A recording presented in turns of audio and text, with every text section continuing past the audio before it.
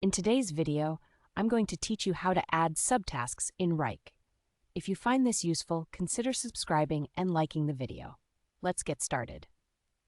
First things first, you need to log into your Wrike account and navigate to your workspace. This is where all your project tasks are organized and listed. Once you're in, take a moment to find the main task that you want to break down into subtasks. This might be a larger project or an assignment that has multiple components, something that requires a little more detail and organization. Now that you've located the main task, you're going to want to focus on it. Simply hover your mouse over the task, and you'll see a little menu appear to the side. This is where all the magic happens.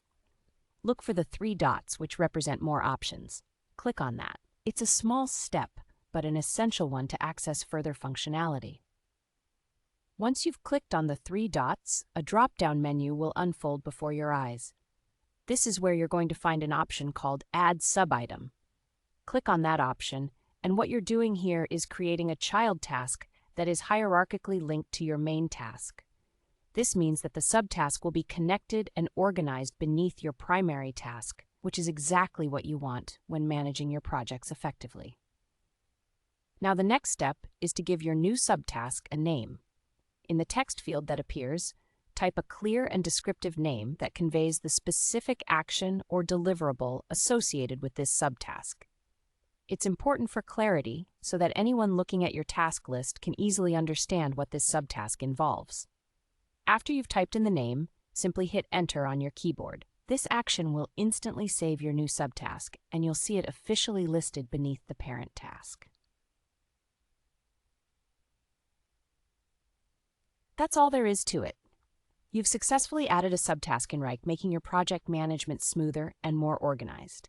Remember, using subtasks can really help you keep track of the intricacies of your projects and ensure that all components are addressed. Before we wrap things up, I want to emphasize the power of organization in project management. By breaking down larger tasks into subtasks, not only do you create a clearer path for yourself and your team, but you also ensure that nothing falls through the cracks. This is particularly beneficial when you're managing multiple projects at once or working with a team that requires clear directives. So, whether you're collaborating with colleagues or managing tasks solo, adding subtasks in Wrike can really streamline your workflow. If you have any questions or need further clarification on any of the steps, feel free to leave a comment below. I'm here to help. And again, don't forget to subscribe and like the video if you found this information useful. Thanks for watching, and happy organizing in Wrike.